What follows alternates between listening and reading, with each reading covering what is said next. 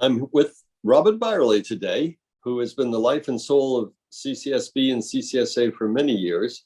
We call her the program coordinator, but she has really been so important to the not only the good functioning of the organization, but the spirit of the organization. She's just been such a wonderful presence in all our lives. And anyone who's ever had any dealings with CCSA always comes away with a wonderful feeling about Robin and how she does her work. So it's a great pleasure to be asking you some questions about the history of CCSB and A.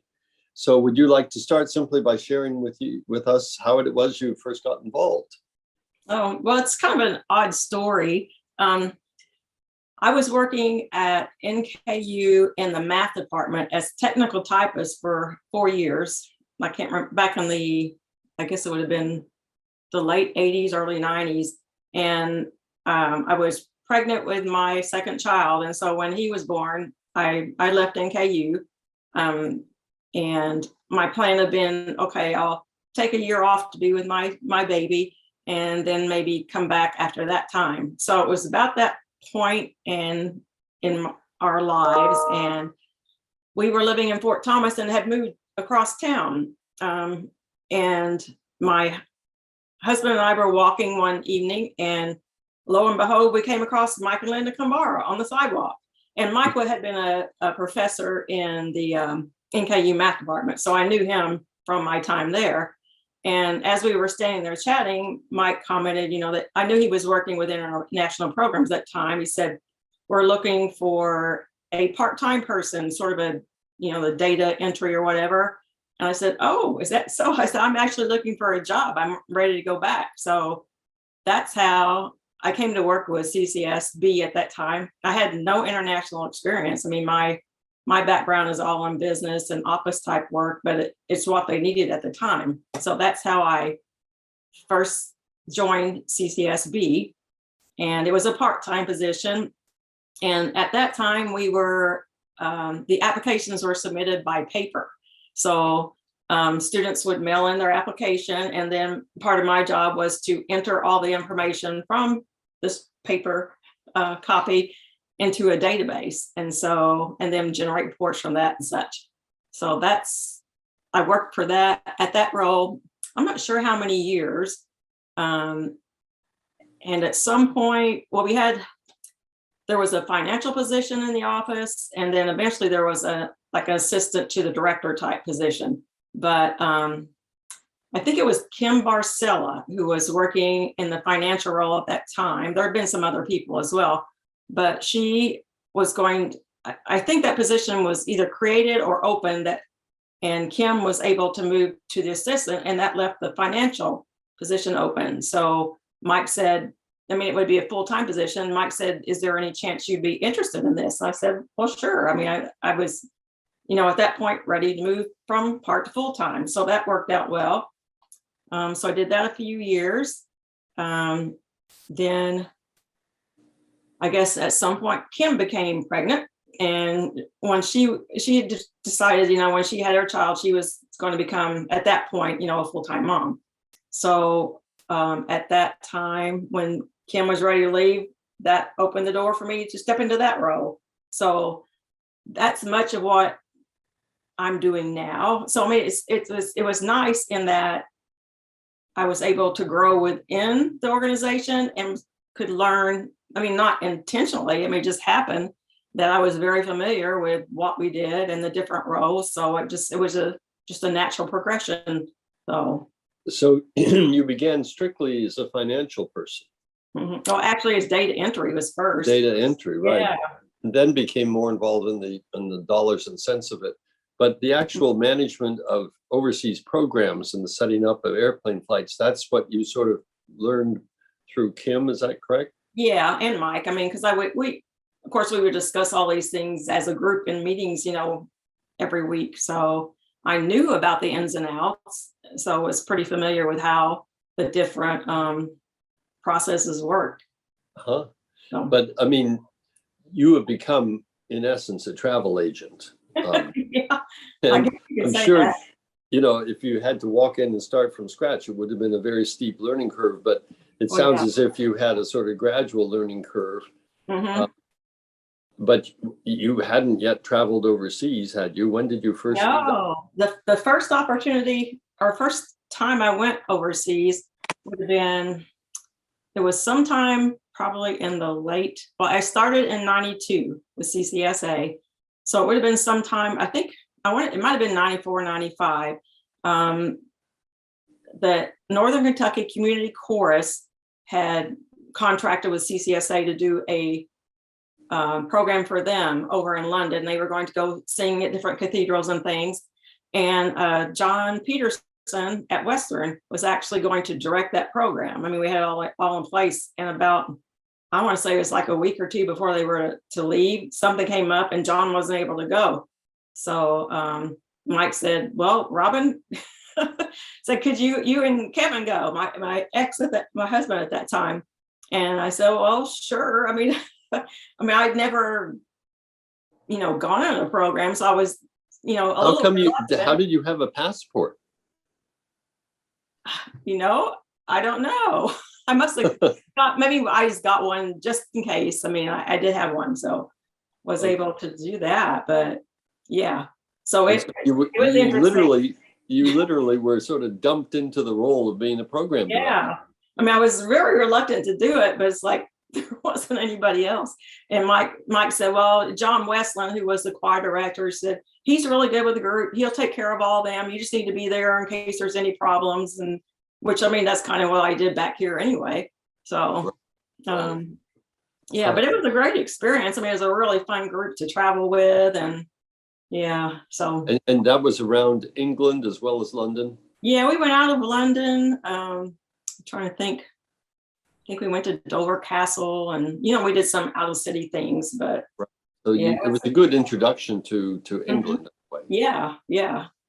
And So then having gotten that experience, I guess it made it a lot easier eventually to know how the problems that faculty run into and so on had to be handled. right, yeah. I mean, fortunately, there weren't many issues with that program, but yeah, just learning. Mike was a really good teacher, and so I learned a lot from him, and just through processes, found. Now, when you were first being a program coordinator, we were running programs only to Britain Yeah, and and Australia and to I don't Ireland. think Ireland. I think it was Britain and Ireland, and at some point, I don't know if Ruth Beatty was the first Australia program. I'm thinking she may have been. I don't recall. But Well, Janet Gross said it was a nursing program was the first, okay, I believe. Maybe it was a biology one, but yeah, it may have been nursing. in any case, that was taking on a whole lot of new knowledge and responsibilities because Australia is a very different kettle of fish from the British Isles when it comes to programming flights and so on, right? Right. Yeah. So yeah, we had a representative from Southern Rural Australia. I remember him coming to the office and talking with us, and that ended up being the group that we worked with and we still work with. I mean, they've been very good. They also do, Southern Rural has office in New Zealand that we've used them as well. So just having some good, contacts to work with made a big difference. Right. But then, of course, when we got more ambitious about going to more places, you had to acquire expertise for those different countries, Barbados, Jamaica. I think we ran a program to Canada once, didn't we? Yeah. Yeah. Yeah.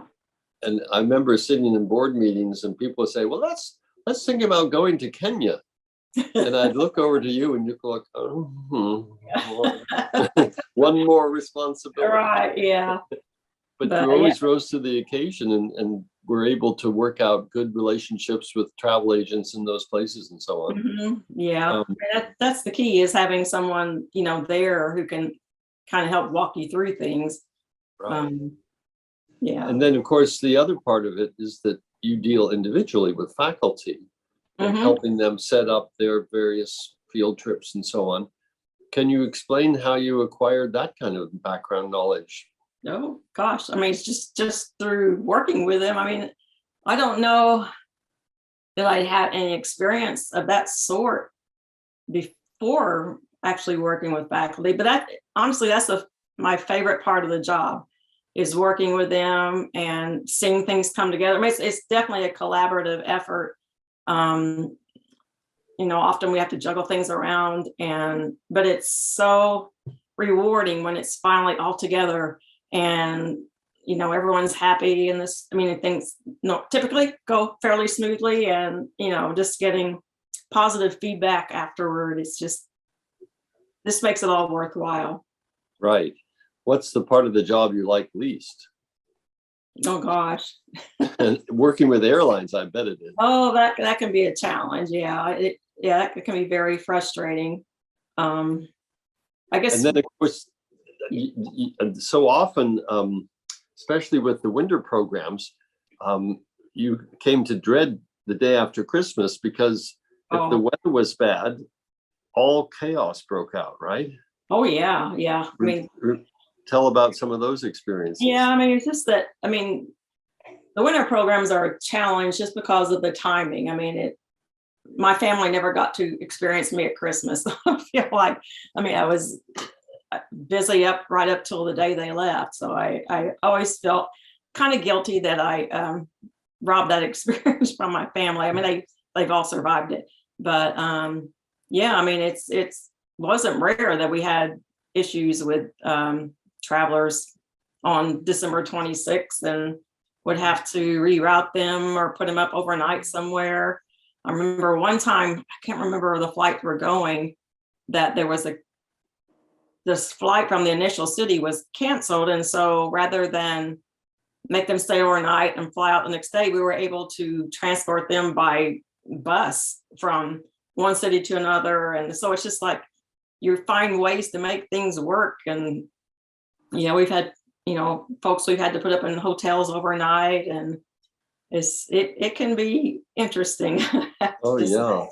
And all through that, you remain calm and got the job done.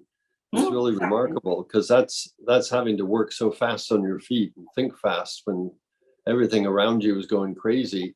And people like me would be at the airport on the phone to you. What are we going to do about, being 5 hours late? Will we make our connection at Kennedy? Yeah. And then those really late night calls where I'm calling London in the middle of the night and waking up someone to let them know what's happening. But that's right. Yeah, it affects, it's a domino effect. Right. But in general, you have found faculty fairly good to work with, but I'm sure you've had some people who are not very good at returning phone calls. Oh yeah, we won't mention names, but yeah, there's always a few that they're a little more difficult than others, but they come around in the end. So. And then so after that first experience in England, have you traveled with CCSA since then much? I have some. It's really difficult for me to travel, especially in the summer, because we've got programs going one after another, and so I can't really I don't feel like anytime I've traveled in the summer, it's been at the very end when most of the programs are over. Like I've gone a few times during the London summer, which is typically the last program of the year, just for a portion of it. And I have had opportunity to I did London winter one year and London Dublin one year. So I was there. I think I arrived after the groups got there just to make sure they were all in place, and then I came over. But yeah, I really enjoyed, being on the ground and just seeing everything happen. It was nice to actually experience the things that I've seen on paper, or arrange for others, but to actually see the students enjoying it. So. And then also to meet with some of the people with whom you'd been negotiating the plans. Yeah, like Annette Staunton, who's the general manager at the Washington Mayfair. We've become good friends. And then a couple of the girls at Jack Travel, Sue Bisbee and Julia Valero, we maintain a good, good friendship. So I have enjoyed that quite a bit. Absolutely. And as far as the way in which you all weathered COVID, that was impressive. Do you want to talk a little bit about that? Yeah, I think our last, we sent programs out the winter of 1920, and we were able to send Doug Hume's Belize anthropology course at the beginning of the summer in 2020, but from that point on until this past winter, we were just shut down. So some of us went, reduced our hours to part-time. And fortunately, we had the PPP program from the government, which helped, cover some of our payroll. And we found other mechanisms to reduce our expenses. So fortunately, we had enough reserve that we could get through that time. And then this past summer, we, started sending programs again. So hopefully we'll start seeing our reserves increase over time. But it's been it was a little scary, but we weathered the storm, and I think we came out in a good place. Partly it was because of the goodwill of people like you who were willing to put up with less wages and hang with us during that tough time. Really appreciate it. Well, I became a part-time Amazon driver, so that was interesting. Yes. So as far as you're concerned, do you see the future of CCSA looking secure? Yeah, I really do. And we've got a good team. Part of what helped too through COVID was Robert was really good about, investigating and finding ways to conserve, our finances. So he's been really, really good. And also just, in general, working budgets and that sort of thing. So yeah, I feel really confident. I can just see in the applications coming for this winter, it's just like they started earlier than ever, I feel like. And I guess there's such a pent up demand that students are really ready to travel. And we even saw that this summer as well, but it's really increasing. So I think it's only going to get better. That's encouraging. Yeah. On the other hand, where the students may be willing, for you working with airlines and with people in places like London where there's issues to do with staffing that make it hard for them to provide the accommodation we're used to. You're running into a lot of those kind of problems now, aren't you? Yeah, we definitely are. I saw it this summer, and the staffing shortage it's hitting every industry worldwide. So it's really difficult in a lot of situations just to get responses. Or in one situation, one of the programs, I think I worked with at least 4 different people. I don't know if they were transferred because of workload. I know some actually left the company. So companies are having difficulty keeping experienced people in the positions. And you can really see that. I'm running into some of it for this winter as well, but I'm hoping at some point things are going to level off and things will get back to normal again. Right. I don't know. And of course, then with the gas prices, and it's just like airfares going up, and it, of course, affects coaching prices, when we're going to different destinations. It's really had it's all, I think, a result COVID generated, these situations that have occurred and continue to be stressful and very frustrating. So. I guess the one silver lining to the cloud is that the dollar pound ratio is much better. Oh yeah. So we're able to get more for our pound, or more for our bucks, as it were, in places like England. Yeah, I think during our meeting, we have a staff meeting every Tuesday, and Robert commented that at one point the euro and the dollar were even, which I haven't seen that for a long time. So I know. Yeah, that's to our benefit for sure. Right. Well, before we end this, is there any particular incidents or personalities from the past that you think of sometimes when you think back to the early days when you were with us in the 1990s? Oh yeah, my first, I guess, experience London summer is when we were still at the Kensington campus, and I was there a few times. I have really fond memories of that location, and like some of the people who worked there, like Bo DeVaz was the residence manager. We became really good friends. He's since passed away, and then there was Bill, I can't remember his last name, who was one of the reception desks. I'm sure you remember him. Yes, He I was always do. a lot of fun. So yeah, those type relationships. Susan James, who worked at the Hampstead campus. It's Mhm. just, yeah, you working with these people year in, year out, you, even though you're not together, you still build a relationship. And yeah, Right. I've really treasured those and Uh-huh. And of really course, enjoyed. Yeah. you were always such a presence in board meetings. Um, didn't you take the minutes for a Oh long time? my, yes. Tell us about That that. was one of my most dreaded jobs. I did not enjoy that. I thank God for Marcy Hinton for volunteering to do that. But no, it was, yeah, I would took them by hand. I mean, at least Marcy has the wherewithal to do it with a computer, and then would have to transcribe them. And I remember Mike going through them, and we'd do several versions until we got everything was right.